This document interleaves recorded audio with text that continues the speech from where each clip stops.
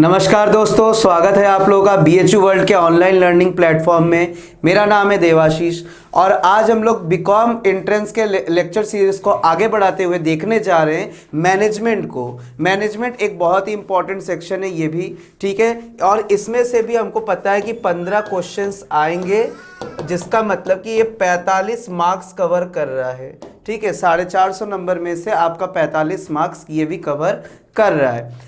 आज हम लोग जानेंगे कि मैनेजमेंट होता क्या है, जो हम लोग सुनते रहते हैं हमेशा कि मैनेजमेंट करो सही से, ठीक है। हम लोग जहाँ भी जाते हैं हम लोग कहते भी हैं कि मैनेजमेंट यहाँ का अच्छा है, वहाँ का अच्छा है। तो what is the meaning of management, ठीक है। तो आज हम लोग यही सीखने जा रहे हैं कि मैनेजमेंट होता क्या है और इसमें से किस तरीके के सवाल आते हैं बीएचयू बीकॉम एंट्रेंस के पॉइंट ऑफ व्यू से। साथ साथ हम लोग ये भी देखेंगे कि मैनेजमेंट का फंक्शन कौन कौन सा फंक्शन होता है, और जो पहला फंक्शन है दैट इज प्लानिंग, इसको भी हम लोग आज कवर करने चल रहे हैं। तो चलिए तैयार हो जाइए, बुक कॉपी पेंसिल लेके अपना, ठीक है। और हम लोग स्टार्ट करने जा रहे हैं आज के लेक्चर को।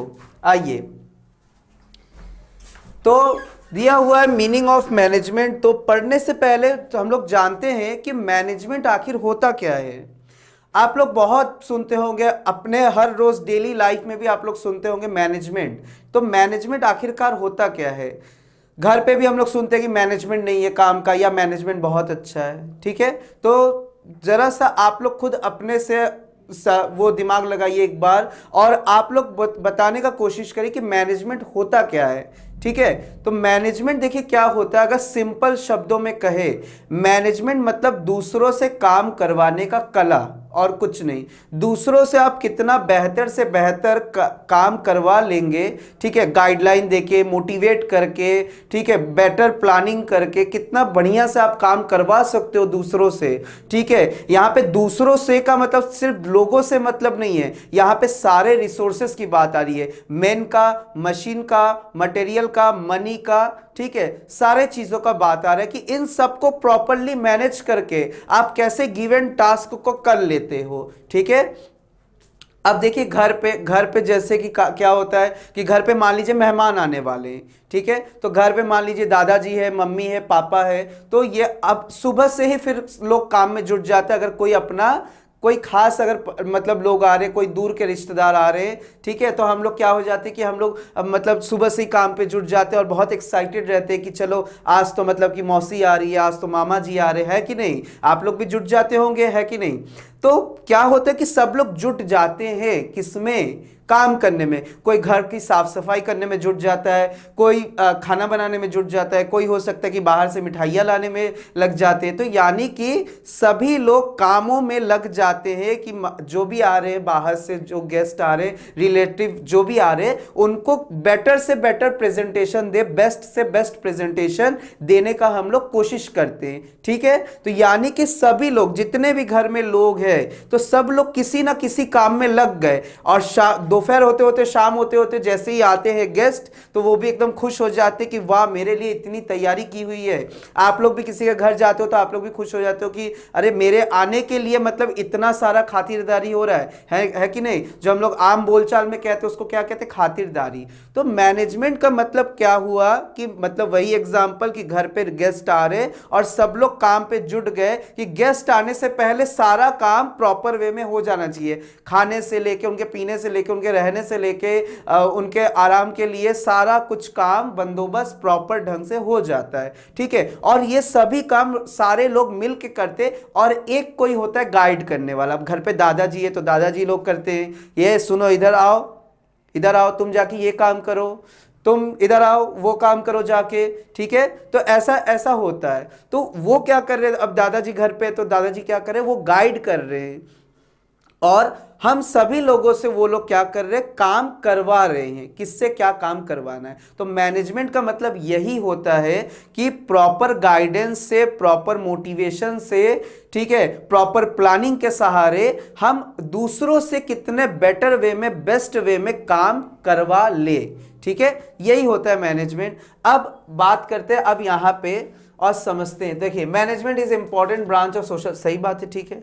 अब मैनेजमेंट के बारे में कुछ दिए हुए हैं डेफिनेशन जो कि आपके एंट्रेंस पॉइंट ऑफ व्यू से बहुत बहुत इंपॉर्टेंट है। देखिए एफडब्ल्यू टेलर ने क्या कहा, कौन है एफडब्ल्यू टेलर बाद में बात करते हैं, पहले देख लीजिए ये एक समझ लीजिए अभी के लिए कि एक ऑथर है जिसने ये डेफिनेशन दिया हुआ है। ठीक है, एफडब्ल्यू टेलर जी ने क्या कहा है कि management is the art of knowing, management is the art of knowing exactly what you want men to do and then seeing that they do it in the best and cheapest way। F W Taylor ने कहा कि management एक ऐसा कला है कि ऐसा कैसा कला है कि मैनेजमेंट एक ऐसा कला है जिसमें पहले हम खुद जान तो ले। अब घर पे मेहमान आ रहे, खुद को तो पता हो कि कौन आ रहे, क्या करना है, तब ना हम फिर किसी को गाइड करेंगे। तो मैनेजमेंट, इन्होंने एफडब्ल्यू टेलर जी ने क्या कहा कि मैनेजमेंट एक कला है कि पहले आप खुद जान लो कि क्या काम है और क्या काम करवाना है दूसरों से। जब जान गए उस हिसाब से डायरेक्शन दोगे और तब आप देखोगे क्या कि वो काम इतने बेहतरीन तरीके से हो रहा है कि कहने को कुछ नहीं रह जाता है, कमी निकालने को कुछ नहीं रह जाता है। तो ये एफडब्ल्यू टेलर ने कहा है और ये आ चुका है आपके एंट्रेंस में, ये वाला स्टेटमेंट। एक और आ गए हमारे सामने Henri Fayol. Henri Fayol ji ने कहा है to manage is to forecast, forecast means to plan, to देखो कि आगे क्या करना है ना, कल को क्या करना है। अब मान लीजिए शाम को मेहमान आ रहे हैं तो क्या करना है, फॉरकास्ट। ठीक है, दैट इज प्लानिंग की बात कर रही है। Is to forecast and to plan, to organize, to command, to coordinate and to control. तो इन्होंने इन सारे बातों को कहा कि मैनेजमेंट का मतलब कि पहले फॉरकास्ट करो, फिर फॉरकास्ट करने के बाद प्लान करो, प्लान करने के बाद चीज़ों को ऑर्गेनाइज करो, मतलब जो जो चीज़ें चाहिए उसको एक जगह एक साथ लेके आओ। देन उसके बाद टू कमांड, फिर डायरेक्शन दो। अब दादाजी आगे डायरेक्शन देने लगे। ठीक है, फिर कोऑर्डिनेट, सबके काम को जोड़ना है। एक गए मिठाई लाने तो दूसरा टेबल सजा रहा है तो टेबल में फिर मिठाई लाके, नमकीन लाके, जितने भी चीज़ें हैं वो सारे लाके, आपको पानी लाके सब एक साथ रखना पड़ता है। ठीक है, कोऑर्डिनेट हो गया। एंड टू कंट्रोल, काम जिसको जो काम दिया वो सभी ने सही सही काम कर दिया, ऐसा तो नहीं कि किसी का काम कोई फॉल्ट रह गया, कोई कमी रह गई। ठीक है, तो लास्ट में अपना आता है कंट्रोल का, दैट इज अगर कोई काम में दिक्कत रह गया, फॉल्ट रह गया तो उस काम को हम लोग क्या करते हैं, उस काम को फिर हम लोग मतलब प्रॉपर वे में फिर से जो गलती हुई है उसको फिर सुधारते हैं। ठीक है, रेमेडियल एक्शन कह लीजिए लेते हैं। उसके बाद हिक्स ने भी एक डेफिनेशन दिया है कि management is the process of getting things done by and through others. इन्होंने कहा है कि मैनेजमेंट एक प्रोसेस है। कैसा प्रोसेस है, कैसा प्रोसेस है, getting things done by and through others. अभी जो आप लोगों ने ये डेफिनेशन पढ़ा है, ये डेफिनेशन आपको याद होने चाहिए क्योंकि अपने एंट्रेंस एग्जाम में पूछेगा कि ये डेफिनेशन किन्होंने दिया है। तो किन्होंने के लिए नाम के साथ साथ डेफिनेशन भी अपने को याद तो रखना पड़ेगा, है कि नहीं। याद नहीं रखेंगे तो कैसे काम चलेगा, तो बिल्कुल याद रखिएगा आप लोग। आइए आगे बढ़ते हैं हम लोग। रॉस मोरे जी ने क्या कहा है, देखिए ये भी आ चुका है। मैनेजमेंट मीन्स डिसीजन मेकिंग, ये भी आपके एग्जाम में आ चुका है। अब किस साल आया है ये तो नहीं याद है मुझे, लेकिन आ चुका है ये 2017-18 समथिंग में आ चुका है ये। ठीक है, आइए देखते हैं। अच्छा, लुइस एलन ने क्या कहा है, management is what manager does. ये तो आप लोग भी जानते होंगे, आप लोग पढ़े होंगे ना अपने किताबों में कि management is what manager does. इन्होंने बहुत ही साधारण शब्दों में बातों को कह के खत्म कर दिया। इन्होंने कहा मैनेजमेंट का मतलब वही है जो एक मैनेजर करता है। ठीक है, बहुत ही आसान से शब्दों में कह दिया। तो ये भी आ चुका है, इंपॉर्टेंट है। अब देखिए मैनेजमेंट को क्या किया गया है, management as a group, management को 3 कैटेगरी में डिस्ट्रीब्यूट किया गया है कि मैनेजमेंट एज ए ग्रुप, ठीक है, management as a group, management as a discipline and management as a process. ठीक है, management as a group, management as a discipline and management as a process. और एक और होगा management as an activity, management as an activity. 4 चीज होंगे। ठीक है, मैनेजमेंट को टोटल 4 डिसिप्लिन में तोड़ा गया, 4 पार्ट्स में तोड़ा गया है। मैनेजमेंट को as an activity, management as a group, management as a discipline and management as a process. ठीक है, ये हो गया है मैनेजमेंट को इन 4 पार्ट्स में तोड़े गए हैं, डिस्ट्रीब्यूट किए गए हैं। आइए आगे बढ़ते हैं हम लोग। कैरेक्टरिस्टिक्स ऑफ मैनेजमेंट, मैनेजमेंट का क्या, अब इस सभी के क्या होते हैं, कुछ ना कुछ कैरेक्टरिस्टिक्स होते हैं। आपके कुछ कैरेक्टरिस्टिक्स होंगे, कुछ फीचर्स होंगे, मेरे कुछ कैरेक्टरिस्टिक्स होंगे, लेकिन हम दोनों के क्या है, हम सभी के कैरेक्टरिस्टिक्स जो है एक दूसरे से डिफरेंट होते हैं। उसी प्रकार से मैनेजमेंट के भी कुछ कैरेक्टरिस्टिक्स है, कुछ फीचर्स है। तो चलिए इसको जानते हैं। एक ओपन सिस्टम है। ओपन सिस्टम मतलब कोई भी कभी भी किसी समय भी अपने जरूरत अनुसार मैनेजमेंट कर सकता है। ठीक है, it is an open system. Intangible, intangible मतलब फिजिकल अपीयरेंस नहीं है, आप उसको फील कर सकते हो। आप किसी ऑफिस में गए, किसी मतलब स्कूल में गए, कॉलेज में गए, तो आप तुरंत देख के बोलोगे कि अरे यार यहाँ का तो मैनेजमेंट बहुत अच्छा है। ठीक है, क्यों?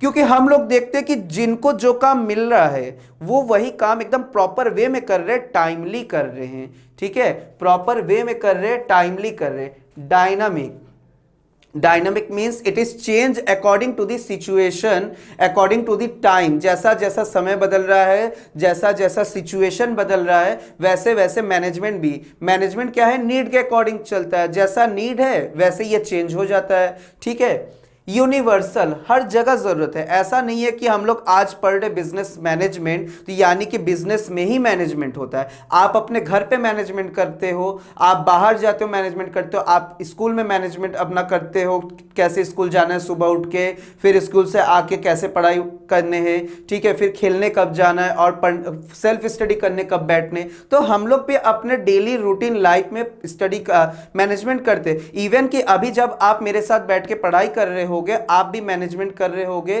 कि जो मैं बोल रहा हूं, जो आप पढ़ रहे हो, उसको आप कितने बेहतर तरीके से आप नोट्स बना रहे हो और पढ़ाई कर रहे हो। तो इसमें भी मैनेजमेंट है। तो हर एक कदम पर मैनेजमेंट है। बिना मैनेजमेंट के कुछ नहीं चल सकता। ठीक है, बिना मैनेजमेंट के nothing is impossible without management. Goal oriented, हमेशा मैनेजमेंट एक गोल, एक ऑब्जेक्टिव पे आधार होता है। ठीक है, मैनेजमेंट हमेशा एक उद्देश्य पे आधारित होता है। आप पढ़ाई क्यों कर रहे हो मेरे साथ अभी बैठ के? क्योंकि अपना जो गोल है वो है BHU बीकॉम एंट्रेंस क्रैक करना।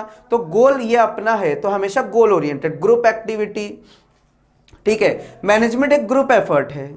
हम पढ़ा रहे, आप पढ़ रहे हो, दोनों का काम एक साथ होगा। ठीक है, दोनों का काम एक साथ चल रहा है, साइमल्टेनियसली चल रहा है, तभी अपना क्या हो पा रहा है का मतलब परफॉर्मेंस ग्रेजुअल वे में आगे बढ़ता जा रहा है। पढ़ाई धीरे धीरे आप लोगों की आगे बढ़ती जा रही है। ठीक है, तो ग्रुप एक्टिविटी, अभी मैंने एग्जांपल दिया था मेहमान वाला, तो सब लोग मिलके काम करोगे तभी ना काम पूरा होगा। ऐसा थोड़ी ना है कि सब लोग मिलके बैठ गए एक साथ, मेहमान आ रहे तो एक ही घर का कोई अंदर को भी काम देख रहा है, घर के अंदर बाहर भी देख रहा है। ठीक है, और भी कोई एडिशनल काम है तो भी देख रहा है। तो ऐसा तो नहीं चलता है। तो ग्रुप एक्टिविटी, सबको मिलके काम करना पड़ता है। इकोनॉमिक रिसोर्सेस, सीधी सी बात है कि मैनेजमेंट के लिए आपको रिसोर्सेज की जरूरत है। बताया ना अभी, resources means man, machine, material, method, money. इन 5 M's की जरूरत पड़ती है अपने को मैनेजमेंट करने के लिए। आइए आगे बढ़ते हैं। ये देखिए क्या दिया हुआ है, मैनेजमेंट मल्टी डिसिप्लिनरी दिया हुआ है स्टूडेंट्स। मल्टी डिसिप्लिनरी मतलब मैनेजमेंट मतलब काम का भी मैनेजमेंट किया जाता है, पीपल का भी, लोगों का मैनेजमेंट किया जाता है। Operation, operation means the management of the overall organization. ठीक है, एक ऑर्गेनाइजेशन की अगर बात करें तो वहां पे काम भी चल रहा है, तो काम को भी देखना है कि काम समय से पूरा हो रहा है कि नहीं, और जितना रिसोर्सेस लागत के साथ पूरा करने के लिए सोचा था क्या उसी लागत के साथ पूरा हो रहा है कि नहीं।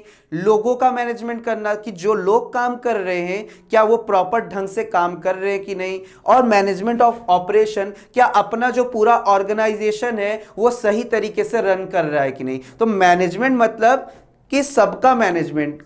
ठीक है, वर्क, पीपल, ऑपरेशन।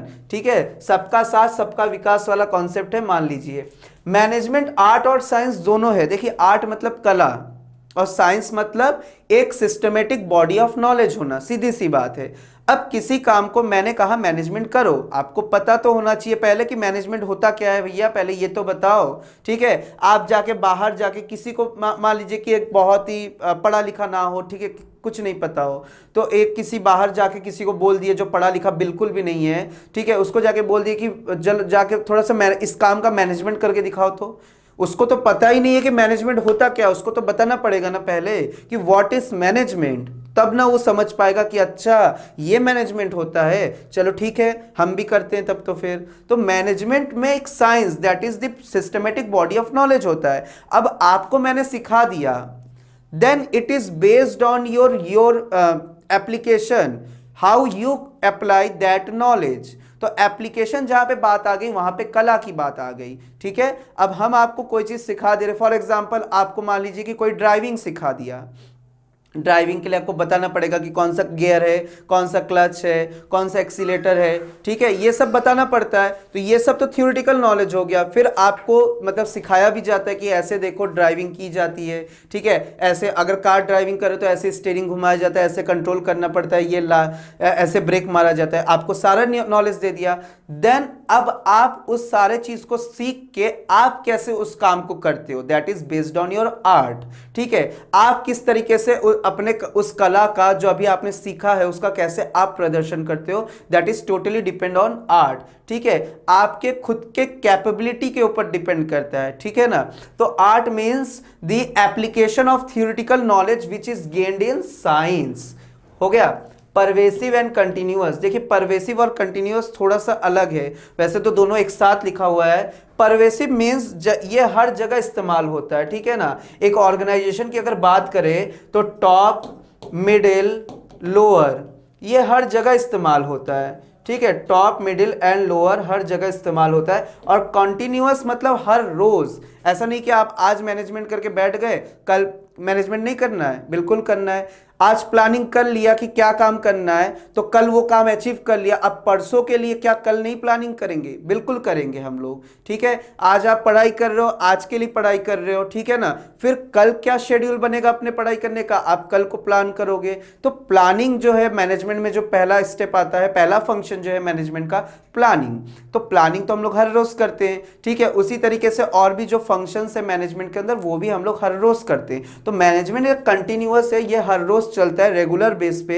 ऐसा नहीं कि एक दिन हम लोग मैनेज किए और पूरे साल चुप मार के बैठ गए, तो ऐसा बिल्कुल नहीं है, कंटिन्यूअस फंक्शन है। चलिए नेक्स्ट देखिए, अब बात करते हैं हम लोग प्रिंसिपल्स ऑफ मैनेजमेंट की, ठीक है। यहाँ पे ये प्रिंसिपल है, ठीक है, प्रिंसिपल नहीं है स्कूल वाला, ये प्रिंसिपल्स है, दैट इज ये थ्योरी की बात करता है, ठीक है। तो मैनेजमेंट के कुछ थ्योरी है जिसके बारे में अभी आप सुने हो कि वो एक सिस्टमेटिक बॉडी ऑफ नॉलेज है। तो वो सिस्टमेटिक बॉडी ऑफ नॉलेज अपने को कहां से मिलेगा, मैनेजमेंट के प्रिंसिपल से मिलेगा। अब मैनेजमेंट के प्रिंसिपल को आविष्कार किया गया है, तो ये आविष्कार जो है मैनेजमेंट प्रिंसिपल का, आपने पढ़ा अभी साइंस है, तो ऐसा नहीं कि साइंस के तरह इसका कोई लैब में आविष्कार हुआ, इसको किसी मतलब कुछ विद्वान लोग थे उन्होंने इसका आविष्कार किया, इन सारे प्रिंसिपल्स का, जिसको जो कि आज तक लाभदायक है और आगे फ्यूचर में भी ये चलेगा यही प्रिंसिपल, और लाभदायक है इसीलिए आज अभी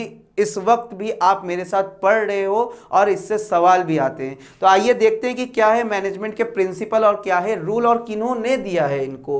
तो आप लोग को ये सुंदर सा फोटो दिख रहा है, इनका नाम है हेनरी फ्योल, ठीक है। अच्छे से देख लीजिए, पहचान लीजिए कि इनका नाम क्या है, हेनरी फ्योल। तो सबसे पहले यही आए थे प्रिंसिपल ऑफ मैनेजमेंट को देने के लिए, मतलब सबसे पहले इन्होंने ही बताया था कि एक प्रॉपर मैनेजमेंट करने के लिए अपने को क्या क्या रूल्स रेगुलेशन फॉलो करने चाहिए, ठीक है। और तब जाके इन्होंने 14 प्रिंसिपल्स दिए हैं कि ये 14 ठो रूल है, अगर इसको फॉलो करोगे तो बेस्ट से बेस्ट आप मैनेज कर सकते हो अपने ऑर्गेनाइजेशन के कामों को, ठीक है। तो आइए थोड़ा सा पढ़ते हैं हेनरी फ्योल के बारे में। हेनरी फ्योल का देखिए बर्थडे कब हुआ था, 1841 को, और 1925 तक ही ये थे अपने बीच में, हमारे बीच में तो नहीं थे, हम लोग तो तब भी नहीं आए थे, कोई बात नहीं। तो अब देखिए आगे बात करते हैं father of principle of management. इनको father of principle of management कहा जाता है, ये मोस्ट इंपॉर्टेंट पॉइंट है, कई बार आ चुका है ये एग्जाम में आप लोगों के, father of principle of management. साथ साथ father of general and modern management भी इन्हीं को कहा जाता है। ठीक है, क्या कहा जाता है? Father of general and modern management भी इन्हीं को कहा जाता है। तो ये दोनों लोगों के ही पापा है, ये प्रिंसिपल ऑफ मैनेजमेंट के भी पापा है और ये जनरल एंड मॉडर्न मैनेजमेंट के भी पापा है। अच्छा, ये कहाँ के थे? ये अपने भारत देश के बिल्कुल नहीं थे, ये फ्रांस के थे। ठीक है, फ्रांस के थे ये, और फ्रेंच इंडस्ट्रियलिस्ट थे। और ये क्या, ये एक इंजीनियर थे। देखिए इंजीनियर, कौन से इंजीनियर थे? ये माइनिंग इंजीनियर थे, है ना, माइनिंग इंजीनियर थे ये। उसके बाद देखिए इन्होंने कुछ किताबें भी लिखे। कौन से किताबें? दी जनरल एंड इंडस्ट्रियल मैनेजमेंट 1929।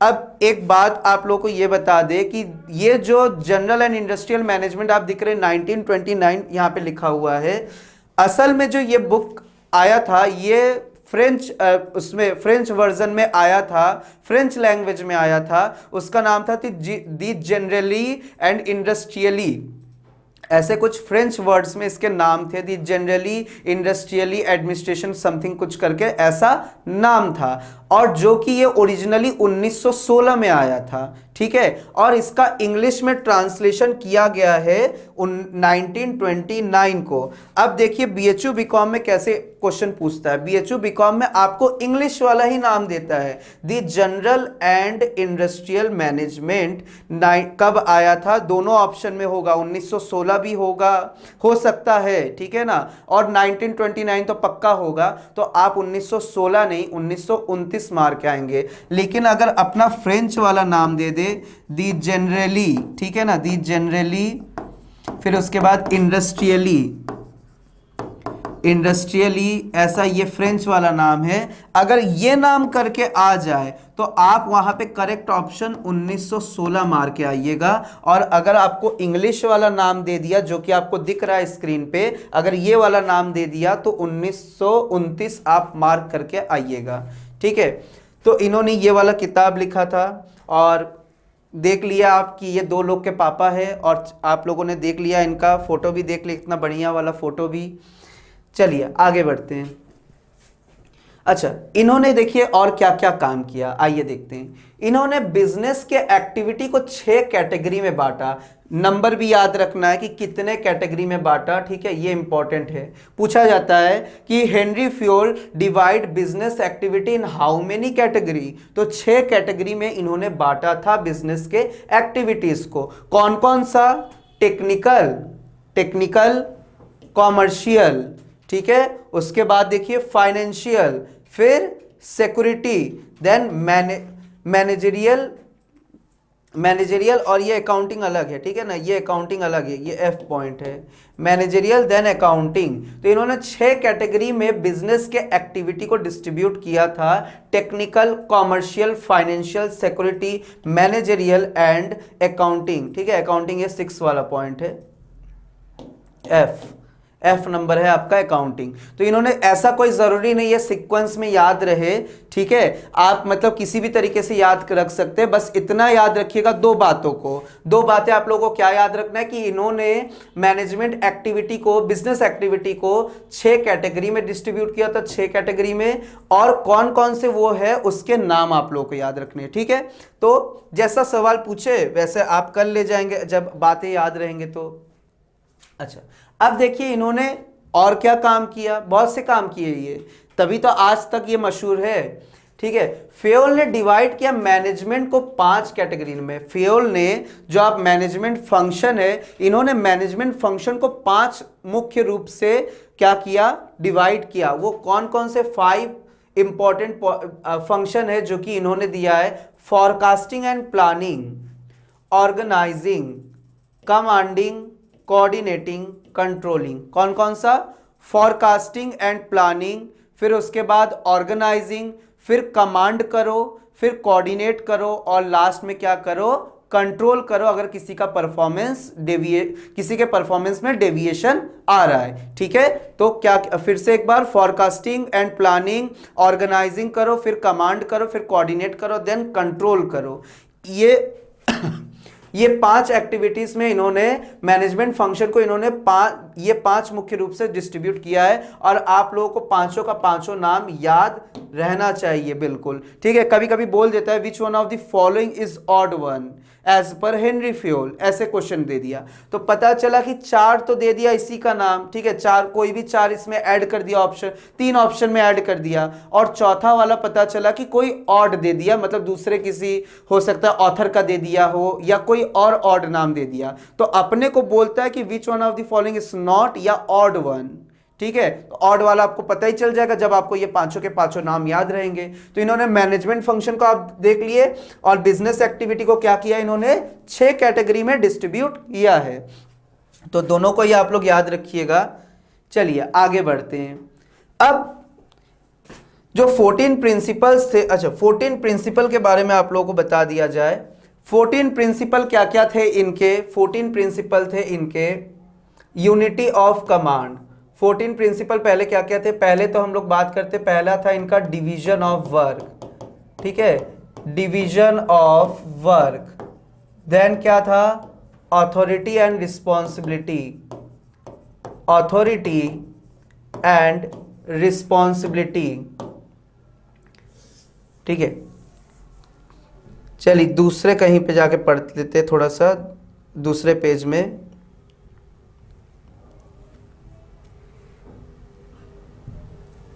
देखिए यहां पे हम आपको बता रहे हैं कि कौन कौन सा इन्होंने प्रिंसिपल्स दिया था। तो पहला दिया था इन्होंने division of work, division of work. Next इन्होंने दूसरा वाला क्या प्रिंसिपल दिया था, सेकंड इन्होंने दिया था authority, authority, authority and responsibility. क्या दिया था, ऑथोरिटी एंड रिस्पॉन्सिबिलिटी। फिर उन्होंने क्या बोला था, unity of command, unity of command. तीसरा क्या था, यूनिटी ऑफ कमांड। चौथा क्या हो जाएगा, unity of direction, unity of direction. फिर उसके बाद फिफ्थ पॉइंट क्या हो जाएगा, fifth principle subordination of, subordination of, subordination of क्या हो जाएगा, subordination of individual interest, subordination of individual interest with general interest, subordination of individual interest with general interest, ठीक है, विथ जनरल इंटरेस्ट। ये 5 principal हो गए, 6 हो जाएगा stability, stability of tenure of personnel. क्या कहा, stability of tenure of personnel. 7 क्या हो जाएगा, ऑर्डर हो जाएगा, ठीक है, ऑर्डर। Then equity, equity. फिर इनोवेशन, इनोवेशन। फिर स्केलर चेन, कौन सा, स्केलर चेन। फिर और कौन सा आ सकता है इसमें, ये तो हो गया आपके 10 के 10 नाम। अभी 4 नाम और है, स्केलर चेन। देन उसके बाद spirit the corps, spirit the corps, spirit the corps. फिर उसके बाद division of work, authority and responsibility, unity of command, unity of direction, subordination of individual interest with general interest. फिर उसके बाद remuneration आ जाएगा, remuneration. फिर और क्या आ जाएगा, centralization, centralization and decentralization. 13 principle हो गए और 14 वाला क्या हो जाएगा लास्ट, 14 वाला प्रिंसिपल देखिए, डिवीजन ऑफ वर्क हो गया, authority and responsibility, unity of command, unity of direction, subordination of individual interest with general interest, stability of tenure of personnel, order, equity, innovation नहीं, ये इनिशिएटिव होगा। कौन सा था? इनिशिएटिव था। स्केलर चेन हो गया, स्प्लिट द कॉर्प्स हो गया, रेम्यूनरेशन, सेंट्रलाइजेशन हो गया, और लास्ट क्या आ जाएगा? कौन सा छूट गया इसमें से अभी? डिसिप्लिन। ठीक है, डिसिप्लिन। तो ये इनके 14 प्रिंसिपल्स थे जो कि हेनरी फ्योल ने दिए थे। अब एक एक करके थोड़ा सा रिकैप कर लेते हैं। वैसे तो आप लोगों को पता होगा कि 14 प्रिंसिपल क्या है, ठीक है, लेकिन एक बार हम लोग सबके बारे में थोड़ा थोड़ा बात कर लेते हैं। पहला इन्होंने कहा डिवीजन ऑफ वर्क। इन्होंने कहा कि काम को तोड़ दो छोटे छोटे पार्ट्स में, और हर एक पार्ट जो जिस काम में स्पेशलाइज है उसको हैंडओवर कर दो। ठीक है, जो जिसके योग्य है, जिसके पास जितना क्वालिफिकेशन है उसके हिसाब से उसको वो काम हैंडओवर कर दो। ऐसे क्या हो जाएगा? काम में स्पेशलाइजेशन आ जाएगा और रिसोर्सेज का वेस्टेज भी नहीं होगा। ठीक है, then authority and responsibility. Authority means power to give order and responsibility means your obligation to complete the work। responsibility मतलब दायित्व, ठीक है ना, कि काम पूरा करने का जो दायित्व। एंड अथॉरिटी मीन्स आपके पास पावर है कि आप किसी को क्या कर सकते हो? ऑर्डर दे सकते हो, डायरेक्शन दे सकते हो। ठीक है, तो हेनरी फ्योल ने कहा है कि अथॉरिटी और रिस्पॉन्सिबिलिटी दोनों के बीच में क्या होना चाहिए? बैलेंस होना चाहिए। ठीक है, जितना जिसको पावर दो उतना ही उसके पास काम भी रहे, या इसी का ऑपोजिट आप कह ले कि जितना जिसके पास काम हो उसी के बराबर उसको आप क्या दो? अथॉरिटी दे दो। ठीक है, unity of command and unity of direction. Unity of command क्या कहता है कि एक को मतलब एक इंसान को एक दूसरे मतलब अपने एक ही सुपीरियर से ऑर्डर मिलने चाहिए। नहीं तो अगर एक से ज्यादा आपको ऑर्डर मिलेगा अपने सुपीरियर से, एक से ज्यादा सुपीरियर से, तो आप क्या हो जाओगे? कंफ्यूज हो जाओगे। ऑब्वियस सी बात है। जैसे मान लीजिए आप स्कूल में है और आप जा रहे थे पानी पीने। अब स्कूल में जो अकाउंट्स वाले टीचर है उन्होंने कह दिया आपसे कि जाओ जाके मेरे लिए रजिस्टर लेके आओ दूसरे क्लास से। ठीक है, फिर आप जैसे ही रजिस्टर लेने बढ़ रहे हो आगे, फिर पता चला कि आपको बिजनेस वाले टीचर दिख गए और उन्होंने कहा कि आप क्लास में से जाके कलेक्शन करके आओ कॉपीज का। ठीक है, तो ऐसे तो दो काम मिल गए आपको, तो आप भी फिर कंफ्यूज कि किनके काम को पहले करके दे। तुरंत एक डिसीजन तो हम लेते हैं कि चलो जो सर ने पहले कहा है रजिस्टर देने के लिए, अकाउंट्स वाले सर ने, तो पहले उनका रजिस्टर दे दिया जाए। ठीक है, अब ऐसे में क्या हो जाता है? फिर आप अगर रजिस्टर देने जाओगे और कहीं हो गया देरी कॉपी कलेक्शन में, जो कि बिजनेस वाले टीचर ने कहा है, तो ऐसे में तुरंत आप आके एक्सक्यूज दोगे कि सर वो तो अकाउंट्स वाले सर ने मुझे तो काम दिया था। तो ऐसे में क्या होता है? क्लैश हो जाता है। फिर वहां से आपको बात क्या सुनने को मिलेगा कि अच्छा वो वाले सर मेरे लिए आपके लिए ज्यादा इंपॉर्टेंट है हमसे। ठीक है, मेरा काम काम नहीं है, उनका काम काम है। तो ऐसे बहुत से फिर हम लोग को सुनने को मिल जाते हैं। मतलब काम भी करो और फिर डांट भी सुनो। तो इसीलिए इन्होंने ये काम कहा है कि कंफ्यूज ना हो वर्कर, इसीलिए क्या करो कि एक सबऑर्डिनेट को अपने एक ही सुपीरियर से, सुपरवाइजर से ऑर्डर मिलना चाहिए, तब जाके काम सही ढंग से हो सकता है। ठीक है, नहीं तो वो एक्सक्यूज देते हुए ही रह जाएगा वर्कर, और वर्कर भी एकदम बिना काम के बैठे रहेगा कि उसका ऑर्डर मिला था, इसका ऑर्डर मिल गया था, हमको समझ में नहीं आ रहा था क्या करें। यूनिटी ऑफ डायरेक्शन, देखिए दोनों में अंतर है। ठीक है, कमांड कहता है कि एक इंसान को एक सुपीरियर से ऑर्डर मिले, डायरेक्शन कहता है कि सब लोग मिलके एक ही दिशा में काम करो, एक वजह के लिए काम करो। ठीक है, that is to achieve the objective of the organization, ये कहा गया है। ठीक है, तो डायरेक्शन मतलब सब लोग एक उद्देश्य के पीछे लगे रहो, और कमांड कहता है कि हर एक इंसान को एक ही लोग हो ऑर्डर देने के लिए। ठीक है, तो दोनों में ये अंतर है। Subordination of individual interest with general interest, इसमें इन्होंने कहा है हेनरी फ्योल ने कि ऑर्गेनाइजेशन को कोशिश करना चाहिए जितने हद तक हो कि आप वर्करों का जो इंटरेस्ट है, नीड है, देखिए हर एक एम्प्लॉय ऑर्गेनाइजेशन में अपना कुछ ना कुछ मोटिव लेके आता है, कुछ ना कुछ इंटरेस्ट के लिए, कुछ ना कुछ नीड वांट को फुलफिल करने के लिए आता है। तो हेनरी फ्योल ने यह कहा ऑर्गेनाइजेशन को यह बात समझना चाहिए किस इंसान का क्या नीड है और क्यों वो अपने ऑर्गेनाइजेशन में काम करने आया है। तो कोशिश करो जितना हो सके कि उसके नीड को अपने ऑब्जेक्टिव के साथ मिलाने का।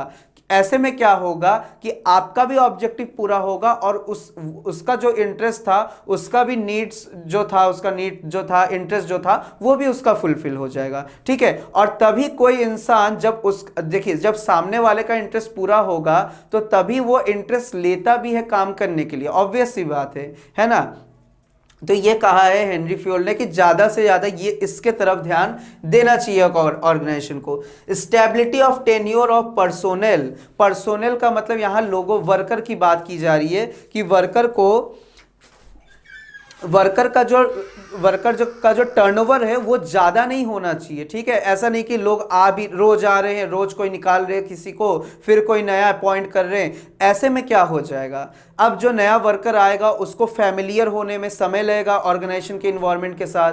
ठीक है, उस वजह से क्या होगा, डिले हो जाएगा काम में। साथ साथ जो काम करने आएगा उसको काम के साथ फैमिलियर भी होना पड़ेगा ऑर्गेनाइजेशन के साथ साथ। ऑर्गेनाइजेशन में सुपीरियर है, पीयर्स है, सबऑर्डिनेट है, सबके साथ फैमिलियर होने में, ठीक है ना, फ्रेंडशिप होने में समय लगेगा। देन उसके बाद उसको काम को भी समझने में समय लगेगा। फिर हो सकता है कि काम समझ तो गया लेकिन अभी स्पीड अप नहीं आया, स्पेशलाइजेशन कैसे होगा, और स्पेशलाइजेशन नहीं आने के कारण से एक और आपके पास कांड हो गया कि रिसोर्सेज की वेस्टेज हो जा रही है कि नहीं। तो यानी इसी वजह से, इन सब कारणों के वजह से हेनरी फ्योल जी ने यह कहा है कि भैया ज्यादा वर्कर का टर्नओवर नहीं होना चाहिए, लेबर टर्नओवर कम से कम करो। ठीक है ना, कम से कम करो, तब जाके एक ऑर्गेनाइजेशन बेटर वे में परफॉर्मेंस कर सकता है, मैनेजमेंट कर सकता है। देन ऑर्डर, यहां पे ऑर्डर का मतलब वो कोर्ट द्वारा ऑर्डर ऑर्डर ऑर्डर ये वाला नहीं कह रहा है अपने को। ठीक है, यहां पे ऑर्डर का मतलब स्टूडेंट्स डिफरेंट है। यहां पे ऑर्डर का मतलब ये बताया जा रहा है कि ऑर्गेनाइजेशन में हर एक इंसान का, ठीक है ध्यान से सुनिएगा, ऑर्गेनाइजेशन में हर एक इंसान का और हर एक सामान का एक पर्टिकुलर जगह होना चाहिए। ठीक है, और वो सारे चीजें उसी जगह पे मौजूद होने चाहिए ताकि जब जिसका जरूरत पड़े, चाहे वो किसी इंसान का, चाहे वो किसी इक्विपमेंट का, ठीक है, आप तुरंत उस जगह पे गए और मिल गया। ठीक है ना। तो अब आप स्कूल में जाते हो तो आपको पता है कि प्रिंसिपल का चैम्बर कहाँ है, वाइस प्रिंसिपल का चैम्बर कहाँ है, कोऑर्डिनेटर का चैम्बर कहाँ है, मैनेजर का चैम्बर कहाँ है। ठीक है, ऐसे सबको पता है ये बात, है ना। अब ऐसा तो नहीं कि पता ही नहीं है कि प्रिंसिपल सर कहाँ बैठती है, प्रिंसिपल मैडम कहाँ बैठती है, पता ही नहीं है अपने को। तो पता नहीं है तो पता चला अगर कोई बात होगा तो कैसे कहोगे। ठीक है, पूरे स्कूल ढूंढते रहो कहाँ है प्रिंसिपल, कहाँ है वाइस प्रिंसिपल, कहाँ है मैनेजर, तो ऐसा तो बिल्कुल नहीं चलता है। तो उस जगह से एक ही फिर बात आएगा कि अपने स्कूल का मैनेजमेंट एकदम क्या है, एकदम बेकार है। तो इसलिए हेनरी फ्योल ने कहा था कि हर एक चीज के लिए और हर एक इंसान के लिए ऑर्गेनाइजेशन में जो भी काम कर रहे हैं उनके लिए एक प्रॉपर प्लेस होने चाहिए। अब जैसे आप लोग घर पे क्या करते हो कि जैसे चाबीज होते हैं, चाबी की बात कर रहे हैं, ताला चाबी की बात हम कर रहे हैं। तो अब हम लोग ज़्यादातर क्या होता है, ये चीज़ दिक्कत हो जाता है कि नहीं, आपके साथ भी होता है, मेरे साथ भी हो जाता है कभी कभी, कि हम लोग चाबियों को क्या करते हैं, जैसे साइकिल का चाबी हो गया या आपके व्हीकल का चाबी हो गया, तुरंत हम लोग लॉक करते और कहीं इधर उधर फेंक देते हैं।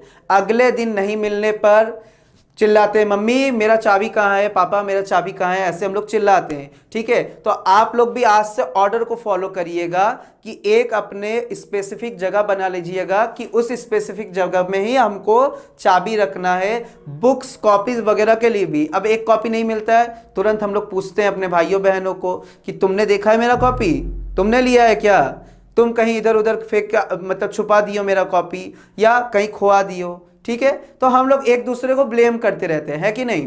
तो ब्लेम मत करिएगा, आज से आप लोग भी ऑर्डर को फॉलो करना स्टार्ट कर दीजिए कि हर एक जगह को जिस जगह से लेंगे उसी जगह पे रखेंगे। देखिए आप कितने बढ़िया से एक मैनेजर हो जाओगे अपने ही घर में, आप इतना बेहतरीन वाले मैनेजर बन जाओगे। आइए बात करते हैं इक्विटी का।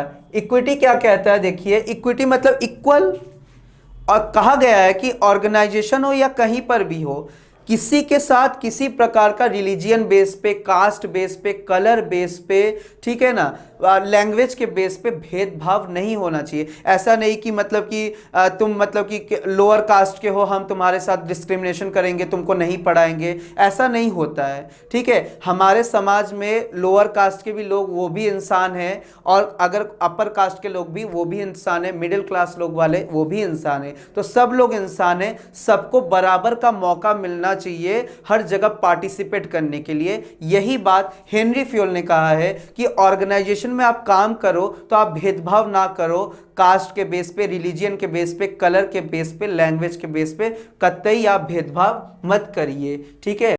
इनिशिएटिव, इनिशिएटिव मतलब कुछ नया सोच, कुछ नया सोच, कुछ नया कर दिखाने का तरीका, ठीक है ना, या नया करना। तो हेनरी फ्योल ने कहा है कि सबको मौका दो। हम मैनेजर है तो क्या हुआ, हम वर्करों को भी मौका देंगे कि शायद उनके पास भी कोई अच्छा आइडिया हो। एक आप लोगों को पिक्चर याद होगा कि वो हम लोग देखे थे एक पिक्चर की गब्बर इज बैक, अक्षय कुमार वाला, याद तो आ गया होगा? हाँ सर, याद तो आ गया है। ठीक है, जरा से उसमें याद करिए, जो उसमें सुनील ग्रोवर जी थे, वो रहते तो कांस्टेबल है, लेकिन उनके पास बहुत बेहतरीन सा आइडिया रहता है कि कैसे गब्बर को पकड़ा जाए। और हर कोई देखिए, जो सीनियर जो पुलिस रहते हैं वो हर कोई उनको तुरंत मतलब कि ऐसे बोल देता है, कुछ ना कुछ मतलब नेगेटिव बोल देते हैं कि नहीं तुम हवलदार हो तो तुम क्या बोल सकते हो, तुम्हारे पास कैसे आइडिया आ सकता है, और तुम हवलदार हो तो वैसे ही रहो, समथिंग वगैरह वगैरह। अगर आप लोगों ने वो पिक्चर देखा होगा तो आपको जरूर याद होगा कि किस तरीके से उनको नकारा जाता है। ठीक है, लेकिन लास्ट में कैसे उनको क्या कहा जाता है कि उन्हीं के आइडिया को वेलकम किया जाता है, कैसे, है ना, और तब जाके गब्बर को, दैट इज अक्षय कुमार को पकड़ा जाता है। बिल्कुल वही बात यहां पर भी है। हेनरी फ्योल ने कहा है, देखिए किसी के पास दिमाग नहीं कम होता है। ऐसा नहीं कि मैनेजर है तो 4 दिमाग रख के बैठा हुआ है, मिडिल लेवल वाला है तो 2 दिमाग रखा है, हम वर्कर है तो हमारे पास एक ही दिमाग है। ऐसा नहीं होता है, सबके पास एक ही दिमाग होता है। इसीलिए सबको सोचने का, सबको कुछ बोलने का मौका दो। क्या पता एक वर्कर भी टॉप लेवल वाला मैनेजमेंट का मतलब मैनेजर से अच्छा कोई सोच लेके आ जाए और अपने ऑर्गेनाइजेशन को बहुत अच्छी ऊंचाइयों पे ले जा सकता है। ठीक है, तो इनिशिएटिव लेने का सबको मौका दो। स्केलर चेन, देखिए स्केलर चेन क्या कहता है कि ऑर्गेनाइजेशन में एक हायरार्कियल स्ट्रक्चर होना चाहिए। कौन टॉप पे होगा, कौन मिडिल पे होगा, कौन लोअर पे होगा, सबका एक पोजीशन फिक्स होना चाहिए। और जो अथॉरिटी है, अथॉरिटी मींस रूल रेगुलेशन, कहा गया कि रूल रेगुलेशन जो है वो शासन, ठीक है, शासन जो है वो टॉप से मिडिल, मिडिल से लोअर में, that is flow of authority flow of authority flows from top to middle then lower. इन्होंने स्केलर चेन का मतलब यही है कि ऊपर से लास्ट तक क्या आएंगे, ऊपर से लास्ट स्टेज तक आदेश आएंगे। ऐसे ऊपर सबसे टॉप वाला मिडिल वाले को ऑर्डर करेगा, मिडिल वाला लोअर वाले को ऑर्डर करेगा। ठीक है, और जब अगर कोई प्रॉब्लम आएगा नीचे वाले वर्कर्स को, लोअर लेवल वाले वर्कर्स को, तो उनको भी पता होना चाहिए कि किसको अपने को जाके बात अपना रखना है, अपना प्रॉब्लम ग्रीवांसेस रखना है।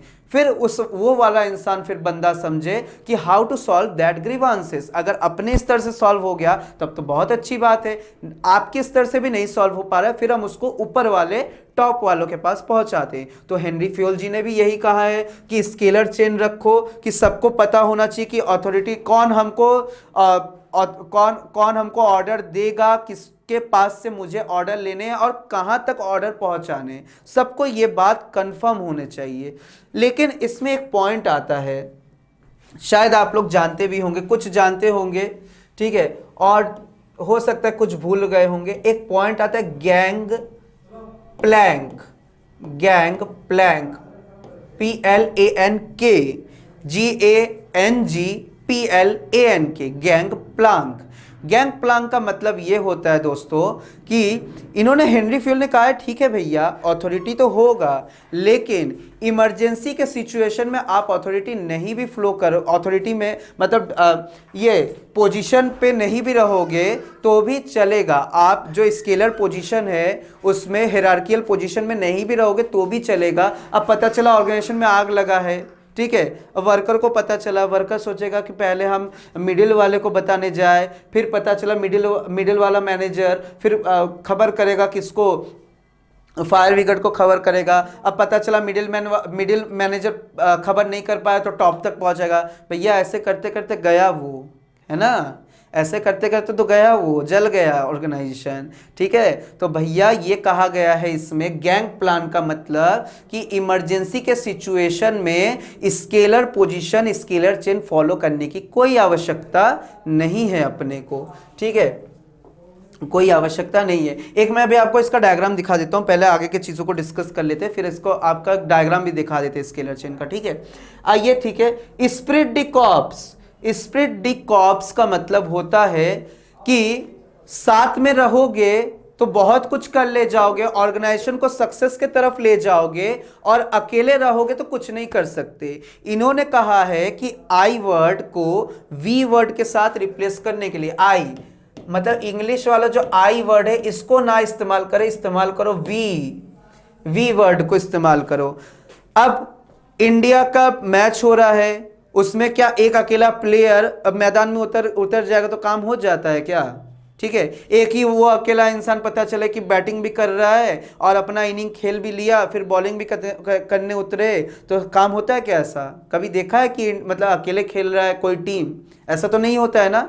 यानी कि 11 के 11 खिलाड़ियों को मैदान पे उतरना है अगर कुछ कर दिखाना है, अगर मैच जीतना है। ठीक है, तो अकेले कुछ नहीं होता है। इसी प्रकार से ऑर्गेनाइजेशन में पता चला टॉप मतलब कि आप मैनेजमेंट का काम कर रहे हो, आप प्रोडक्शन मैनेजर का भी काम कर रहे हो, आप फोरमैन का भी काम कर रहे हो, और आप ही जाके अंतिम में सामान भी बना रहे हो। कर पाओगे क्या? कोई नहीं कर सकता। ठीक है, तो इन्होंने भी यही कहा है कि साथ में हेनरी फ्योल यही कहने का कोशिश किए कि ऑर्गेनाइजेशन में जितने लोग हैं सब लोग साथ में चलो, क्योंकि साथ रहेंगे तो अच्छा काम कुछ कर ले जाएंगे, ऑर्गेनाइजेशन को सक्सेस के राहों पे ले जा सकते हैं। और अगर अकेले रहोगे, सब लोग अगर अकेले रहोगे, अपने अपने बारे में सोचने लग जाओगे, तो ऐसे में कुछ नहीं होता है। इसीलिए कहा है कि आई वर्ड को वी वर्ड के साथ रिप्लेस करें आप। ऐसा देखा है ना कि कभी देखिए अगर मैच जीतता है कोई भी टीम तो वो कभी नहीं बोलता है कि आई, ठीक है, कभी कहता है कि हाँ मैंने ही तो बहुत अच्छा खेला है और किसी ने खेला ही नहीं, बल्कि वो कहता है कि वी। ठीक है, हम सभी ने अच्छा खेला है। उसने बॉलिंग अच्छा किया था, उन्होंने इतना विकेट लिया था, उसने ऐसा स्टंपिंग किया, उन्होंने उस कैच को पकड़ा था, उन्होंने 4 रन लेने से बचा दिया, वो छक्का जा सकता था वो बॉल, लेकिन मतलब उन्होंने फिर क्या कर लिया, कैच पकड़ लिया। ठीक है, कुछ टेक्निक से कैच पकड़ लिया तो वो छक्का नहीं जा पाया। तो यानी कि वो सबको बोलता है, सबके बारे में। ऐसा तो नहीं कि कहता कि हाँ हम ही सेंचुरी मार के आए हैं और मेरे ही वजह से तो मैच जीता है, तो ऐसा बिल्कुल नहीं होता है। तो सबको लेके चलना है। ठीक है, रेम्युनरेशन कहता है ये कि सबको फेयर पेमेंट करो, जो जितना काम करे, जिसका जो क्वालिफिकेशन और जिसका जो पोजीशन, उसको उसी के हिसाब से रेम्युनरेशन पे करो। ठीक है, सैलरी वेजेस जो भी है पे करो। सेंट्रलाइजेशन, हेनरी फ्योल ने कहा है कि ऑर्गेनाइजेशन में प्रॉपर सेंट्रलाइजेशन और डिसेंट्रलाइजेशन होना चाहिए। Centralization means concentration of power in few hand and decentralization means spread of power in many hands. तो इन्होंने कहा है कि एक ऑर्गेनाइजेशन में सेंट्रलाइजेशन भी होना चाहिए और डिसेंट्रलाइजेशन भी होना चाहिए। ठीक है, कुछ ऐसे पावर होते हैं जो कि दूसरों को देना ही पड़ता है तभी काम होता है, लेकिन कुछ ऐसे भी पावर होते हैं जो कि स्प्रेड नहीं किया जाता है। ठीक है, तो इन्होंने हेनरी फ्योल ने कहा है कि एक सेंट्रलाइजेशन और डिसेंट्रलाइजेशन प्रॉपर होना चाहिए ऑर्गेनाइजेशन में। And last one is your discipline. Obvious सी बात है, डिसिप्लिन होना हर जगह जरूरत है। अपने आप में भी अनुशासन होना बहुत जरूरी है। ठीक है, तो डिसिप्लिन तो बहुत ईजी सा प्रिंसिपल है। इन्होंने कहा एक ऑर्गेनाइजेशन में डिसिप्लिन मेंटेन होना चाहिए, कब वर्कर आ रहा है, कब जा रहा है, कितना काम कर रहा है, ठीक है ना, सब कुछ देखना है, लंच का टाइम क्या है, सारा कुछ एक डिसिप्लिन वे में चलना पड़ता है सबको।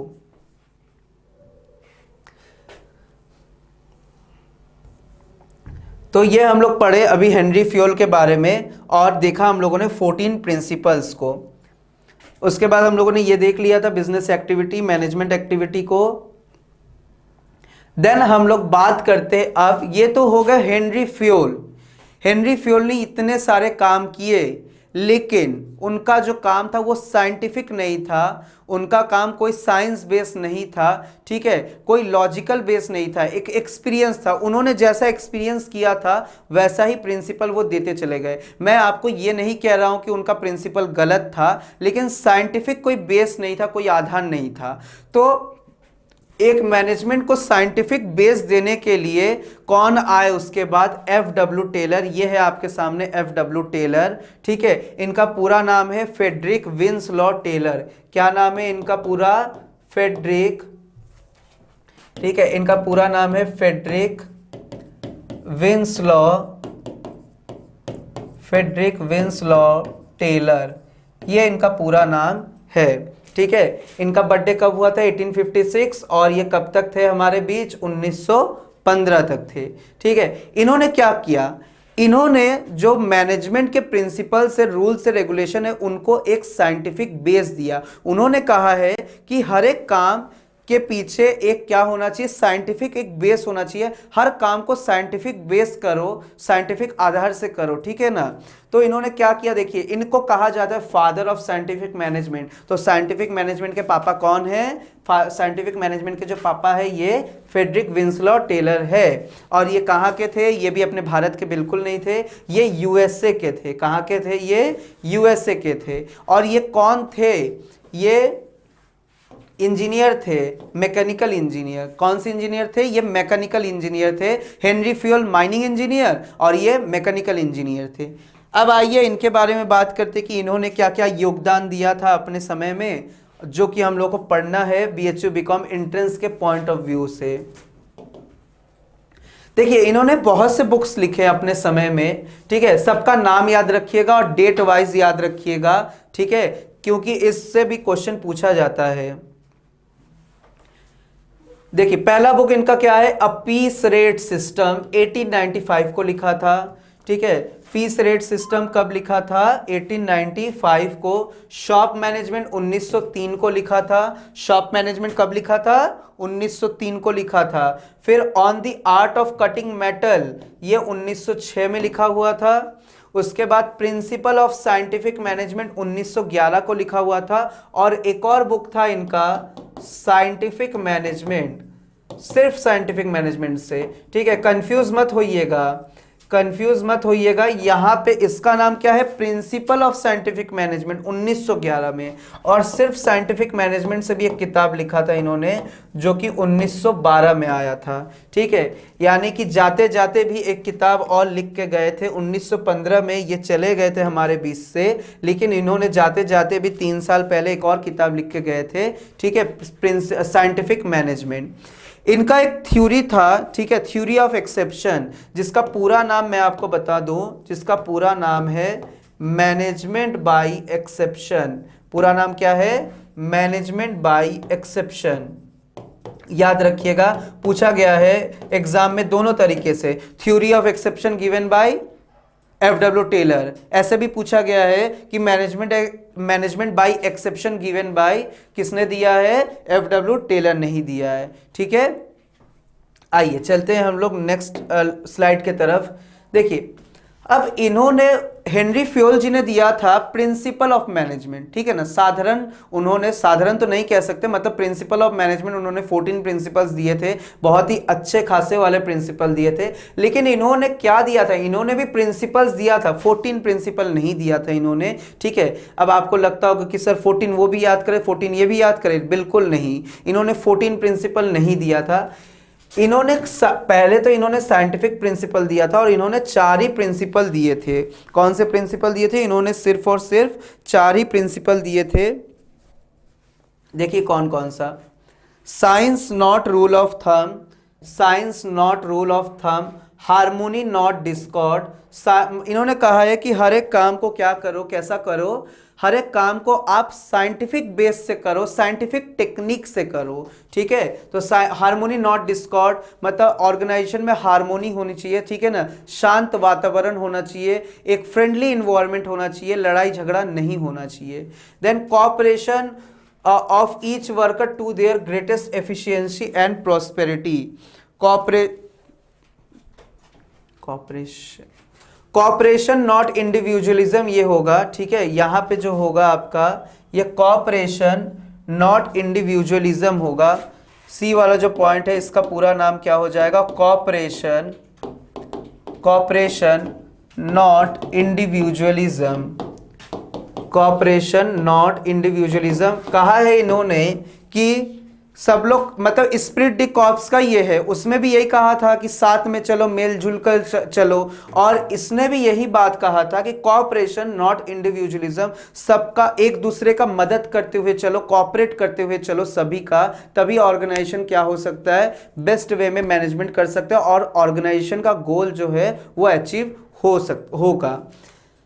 फिर maximum output not restricted output, ठीक है। मैक्सिमम आउटपुट, जितना आउटपुट का मतलब कि आप प्रोडक्शन कर सकते हो, जितना एफिशिएंसी के साथ उतना प्रोडक्शन करो, कोई बाउंडेशन नहीं है। एंड एक और है इनका, मतलब इन्होंने 5 प्रिंसिपल दिया था। Development of each and every worker, development क्या है, development of each and every worker, each and every worker, development of each and every worker to their greatest efficiency, development of each and every worker to their greatest efficiency, to their greatest efficiency,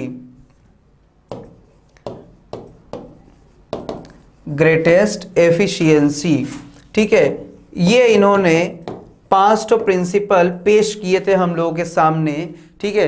जिसका जो कि पहला क्या है, science not rule of thumb, दूसरा क्या है, harmony not discord, तीसरा क्या है, cooperation not individualism, then maximum output not restricted output, फिर development of each and every worker to their greatest efficiency.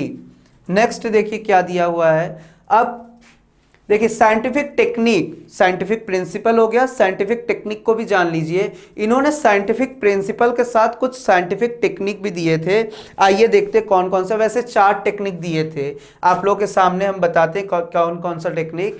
Functional foremanship पहला टेक्निक, इन्होंने कहा कि प्लानिंग डिपार्टमेंट को प्रोडक्शन डिपार्टमेंट के साथ अलग करो, प्लानिंग के लोगों को अलग रखो, प्लानिंग के लोगों को अलग रखो, प्रोडक्शन के लोगों को अलग रखो, ताकि ऐसे में क्या है कि किसी को कोई प्रॉब्लम ना आए और ना ही कोई बर्डन लेने वाला हो। जो प्लान कर रहा है वो सिर्फ और सिर्फ प्लान पर ध्यान दे, और जो प्रोडक्शन कर रहा है वो सिर्फ और सिर्फ प्रोडक्शन पर ध्यान दे, ठीक है। ऐसे में सभी लोग अपने अपने काम पे ध्यान देंगे, उससे स्पेशलाइजेशन भी आ जाएगा और काम भी बेस्ट वे में हो जाएगा, ठीक है। अच्छा, बेस्ट वे के बारे में हम आपको याद दिलाते, वैसे तो आप लोगों को पता होगा, एक टर्म आता है अपने साथ एफिशिएंसी, एंड एक टर्म और यूज होता है इफेक्टिवनेस। तो एफिशिएंसी एंड इफेक्टिवनेस का मतलब क्या होता है कि एफिशिएंसी का मतलब होता है full utilization of resources,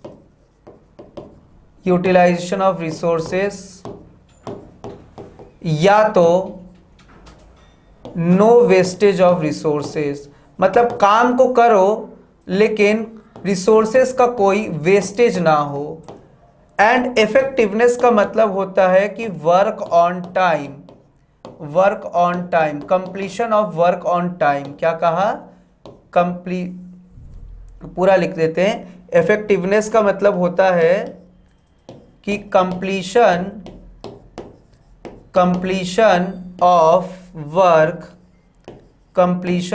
work on time, समय से काम होना चाहिए। अब देखिए जो ये टी है तो टी फॉर टाइम याद रखिए, ठीक है। अब बाकी दूसरा वाला समझ ही रहे हैं कि काम क्या हो, वेस्टेज ना हो रिसोर्सेस का अपने, ठीक है। तो यही बात है यहाँ पर भी, मतलब कि सभी लोग क्या हो जाएंगे, इफेक्टिव और एफिशिएंसी हो जाएंगे अपने अपने काम में।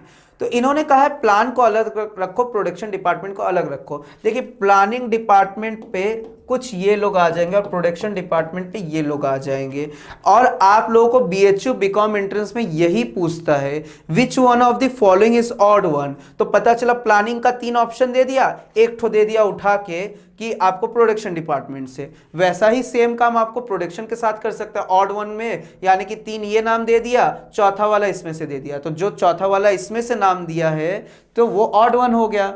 और सेकंड क्वेश्चन क्या आता है, सेकंड क्वेश्चन ये भी आता है आप लोगों का कि डिसिप्लिनेरियन और इंस्पेक्टर में बहुत कंफ्यूज कर देता है। ठीक है, पूछता है कि इंस्पेक्टर किस में आएगा या डिसिप्लिनेरियन किस में आएंगे।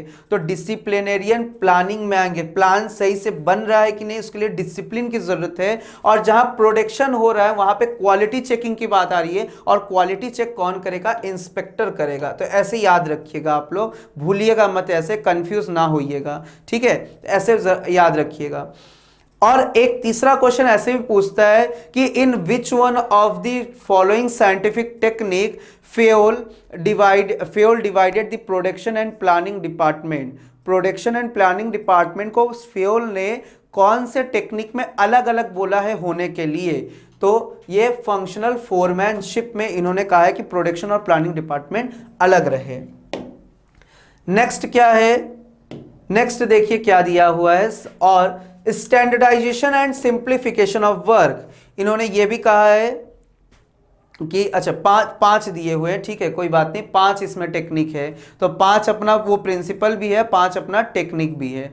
ठीक है, तो देखिए क्या दिया हुआ है इन्होंने, standardization and simplification of work. इन्होंने कहा है कि देखो काम को जो है वो स्टैंडर्ड मेन मशीन टूल के साथ इस काम करो। ठीक है, क्या करो? जो काम है अपना उसमें बेस्ट से बेस्ट मटेरियल का इस्तेमाल करो, बेस्ट से बेस्ट टूल्स का, मशीन्स का इस्तेमाल करो, और काम को सिंप्लीफाइड वे में करो। बहुत ज्यादा कोई लेंदी कॉम्प्लेक्स तरीके से करने की कोई आवश्यकता नहीं है। ऑब्वियस सी बात है, जितना बढ़िया टेक्नोलॉजी लगाओगे उतना काम सिंप्लीफाइड वे में ही होता है। यही बोला है इन्होंने करने के लिए। वर्क स्टडी, इन्होंने कहा वर्क स्टडी में इन्होंने 4 चीज का स्टडी किया। टाइम, किस काम को करने के पीछे कितना समय लग रहा है या लगना चाहिए।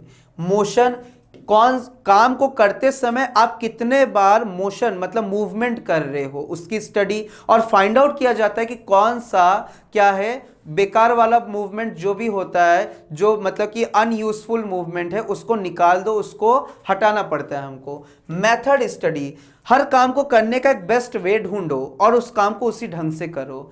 And last one is your fatigue study. Fatigue study कहता है कि जैसे आप लोग स्कूल में 4 पीरियड पढ़ने के बाद आप लोगों का बीच में एक इंटरवल होता है, फिर वापस से 4 पीरियड ऐसे चलता है। तो इन्होंने भी, एफडब्ल्यू टेलर ने भी यही कहा है कि जो भी वर्कर काम कर रहे हैं उनको एक इंटरवल देना पड़ता है। काम करते करते इंसान थक जाता है, तो जब आप इंटरवल दोगे एक सर्टेन आधी घंटे का, 1 घंटे का, तो उस इंटरवल के बाद फिर से क्या हो जाता है, एनर्जी गेन हो जाता है काम करने के लिए, और वापस से हम लोग फुल एनर्जी के साथ काम पे लग जाते हैं। तो फटीग स्टडी ये कहता है कि ये बताओ कि कितने समय बाद लोगों को इंटरवल देना है अपने को। ठीक है, तो फटीग स्टडी इसका स्टडी कर रहा है।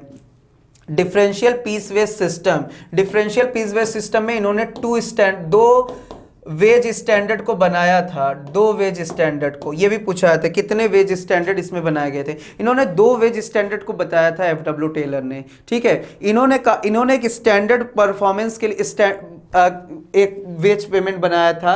स्टैंडर्ड परफॉर्मेंस के लिए एक इनका क्या था, स्केल था, मतलब जो स्टैंडर्ड परफॉर्मेंस को अचीव कर ले स्टैंडर्ड यूनिट को, जैसे फॉर एग्जांपल एक दिन में कहा गया कि 100 यूनिट बनाना है, तो वो अपना एक स्टैंडर्ड यूनिट हो गया। तो एफडब्ल्यू टेलर ने क्या कहा कि जो उस स्टैंडर्ड को अचीव कर लेगा उसको स्टैंडर्ड वेज हम पे करेंगे, और जो स्टैंडर्ड को नहीं अचीव कर पाएगा उसको हम लो रेट से वेज पेमेंट करेंगे। ठीक है, तो इन्होंने 2 वेज सिस्टम को बताया है, एक स्टैंडर्ड, एक लोअर देन स्टैंडर्ड। जो स्टैंडर्ड को छू लेगा उसको स्टैंडर्ड वेज पेमेंट करेंगे, जो बिलो स्टैंडर्ड लेवल पे रहेगा उसको बिलो हम पेमेंट करेंगे। ठीक है, mental revolution, mental revolution is given by F W Taylor, बहुत बार पूछा गया है इसको। ठीक है, अब मेंटल रेवोल्यूशन मतलब क्या होता है? मेंटल रेवोल्यूशन मतलब क्या, दिमाग को घुमा दो, ऐसा थोड़ी ना होता है। मेंटल रेवोल्यूशन का मतलब होता है कि अपने अपने सोच को बदलो। ठीक है, अब ये तो आम सी बात है कि वर्कर्स क्या सोचते हैं कि हमसे काम ज्यादा निकलवाया जा रहा है और हमको पेमेंट कम किया जा रहा है। ठीक है, तो उसको काम करने में मन नहीं लगेगा। उसी प्रकार से मैनेजमेंट क्या सोचता है? मैनेजमेंट सोचता है कि हम वर्करों को कम पैसे मतलब ज़्यादा पैसे दे रहे हैं और काम उनसे हम नहीं ले पा रहे, या पैसा कम से कम दो, ज़्यादा से ज़्यादा काम निकलवाओ। ठीक है, तो एफ.डब्ल्यू. टेलर ने कहा है कि ऐसे में किसी का भला नहीं होगा। अगर यही सोच के साथ आप काम करोगे तो किसी का भला नहीं होगा। सबको अपने अपने दिमाग के सोच को बदलना पड़ेगा कि ऐसा नहीं है कि हम वर्कर को कम पैसे दे के ज़्यादा काम करवा लें और वर्कर को भी ये कभी ना फील हो कि हम काम ज्यादा कर रहे हैं, पैसा कम मिल रहा है हमको। ठीक है, तो दोनों को अपने अपने सोच में बदलाव करने पड़ेंगे, तभी आप दोनों की भलाई है। और जब आप दोनों की भलाई है तो ऑर्गेनाइजेशन का भी भला होगा इसमें। ठीक है, मैनेजमेंट प्रिंसिपल, अच्छा मैनेजमेंट प्रिंसिपल डायनामिक होता है, नॉट चेंज। डायनामिक क्यों होता है? क्योंकि ये अकॉर्डिंग टू सिचुएशन लगता है। एक समय में एक प्रिंसिपल काम कर गया, जरूरी नहीं है कि वही प्रिंसिपल अगले बार काम कर जाए। इवन कि एक इंसान के ऊपर अगर आप एक प्रिंसिपल अभी लगा दे रहे हो तो जरूरी है कि वो दूसरे बार भी उसी के अकॉर्डिंग और काम हो जाए। हो सकता है कि दूसरे बार उसका नीड वांट चेंज हो गया हो, तो उस नीड एंड वांट के हिसाब से फिर काम करवाना पड़ता है अपने को। ठीक है, और थ्योरी ऑफ एक्सेप्शन मैंने आपको बता दिया कि ये हेनरी फ्योल का, एफ.डब्ल्यू. टेलर का दिया हुआ है। ठीक है, एफ.डब्ल्यू. टेलर का दिया हुआ है। अब बात कर ले हम लोग लेवल ऑफ मैनेजमेंट की। देखिए लेवल ऑफ मैनेजमेंट को याद रखिएगा। टॉप मैनेजमेंट में कौन आएंगे? Board of director, chairman, general manager, president, vice president, CEO that is chief executive officer, CFO chief financial officer, ठीक है, एंड ऑफिसर।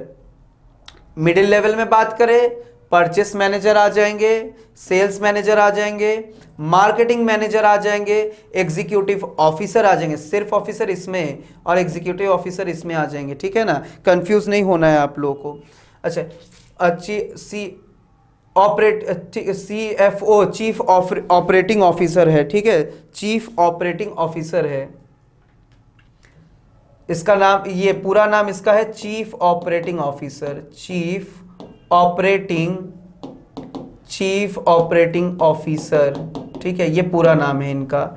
और एग्जीक्यूटिव ऑफिसर आपके मिडिल लेवल में आ जाएंगे। इसमें plant superintendent, divisional head, departmental head. ठीक है, तो ये आपके मिडिल लेवल वाले, ये आपके टॉप लेवल वाले। चलिए देखते हैं लोअर में कौन आएंगे। लोअर लेवल में सुपरवाइजर, सुपरिंटेंडेंट। ये देखिए प्लांट सुपरिटेंडेंट अगर एग्जाम में आ जाए, प्लांट सुपरिटेंडेंट, तो ये आपका कौन सा है? मिडिल लेवल वाला। ठीक है, तो जरा सा आप लोग ध्यान से पढ़िएगा कि सुपरिटेंडेंट दो ठो है, एक प्लांट वाला, एक नॉर्मल वाला लोअर लेवल में आएगा। फोरमैन, सेक्शन ऑफिसर, क्लर्क, सब डिपार्टमेंटल हेड, एग्जीक्यूटिव्स, ये सब आ जाएंगे आपके किस में? ये सब आपके आ जाएंगे लोअर लेवल में। अथॉरिटी कैसे देखिए फ्लो हो रहा है, टॉप टू बॉटम।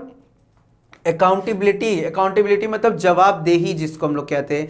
मैंने आपको काम दिया, आप अगर काम नहीं करोगे तो यू आर अकाउंटेबल। आपको अकाउंटेबल होना पड़ेगा, जवाबदेही, आपको जवाब देना पड़ेगा अपने ऊपर वाले सीनियर मतलब सुपरवाइजर को। ठीक है, क्यों तुमने काम नहीं पूरा किया तो ये आप ही बताओगे जिसको काम ये मिला हुआ है। ठीक है, तो ये था आपका लेवल ऑफ मैनेजमेंट के बारे में। तो हम लोगों ने आज देख लिया हेनरी फ्योल, एफ.डब्ल्यू. टेलर और 14 प्रिंसिपल्स भी हम लोगों ने देखे। और इसके बाद अब हम लोग देखेंगे कि फंक्शंस ऑफ मैनेजमेंट को, that is planning, organizing, staffing. इसको हम लोग नेक्स्ट वीडियो में कवर करेंगे। ठीक है, तो तब तक के लिए आप लोग स्वस्थ रहिए, मस्त रहिए और बहुत अच्छे से पढ़ाई करते रहिए ताकि आपका सिलेक्शन हो जाए इस बार BHU BCom एंट्रेंस में। Thank you.